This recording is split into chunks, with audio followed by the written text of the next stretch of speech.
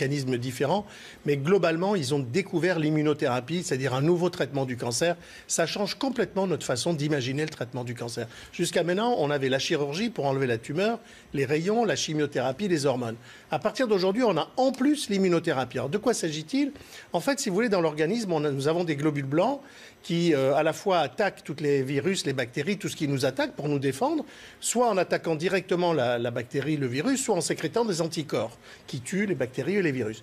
Et ce système, il est fantastiquement efficace parce que nous vivons entourés de germes qui nous attaquent en permanence. Or, nous survivons à ça parce que ce système est merveilleusement efficace. Alors, on ne comprenait pas pourquoi ce système qui est là pour nous défendre contre tout ce qui est dangereux pour nous ne nous défendait pas contre le cancer. Quand on regarde au microscope un bout de cancer chez l'homme, on s'aperçoit qu'il y a plein de globules blancs autour, mais ils dorment. Au lieu d'attaquer les cellules cancéreuses, ils s'endorment. Donc les globules blancs sont endormis. Et c'est pour ça qu'ils ont dit réveiller le système. Parce qu'en fait, on a compris pourquoi ils dormaient. Quand ils s'approchent du cancer, les cellules cancéreuses, qui sont d'une intelligence remarquable, leur crachent à la figure un somnifère.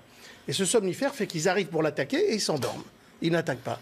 Eh bien, ces deux chercheurs ont trouvé deux façons de bloquer ce somnifère qui ont abouti à la fabrication de nouveaux médicaments extraordinairement efficace dans plein de cancers. Donc c'est vraiment une nouvelle façon de traiter le cancer. Au début, ça a commencé sur le mélanome, c'est-à-dire le grain de beauté. Ensuite, on a eu le cancer du rein, puis maintenant le cancer du poumon. Enfin, presque tous les cancers aujourd'hui réagissent. Jimmy Carter, 39e président des États-Unis, a été soigné du cancer par ce système, justement. Absolument, exactement. Ce président était atteint d'un cancer mortel. Hein, il avait peu de chances de s'en sortir. Et puis, on a découvert l'immunothérapie. Il en a bénéficié sur un mode expérimental. Les médicaments n'étaient pas encore vendus en pharmacie. C'est grâce à justement et c'est ça qui l'a sauvé.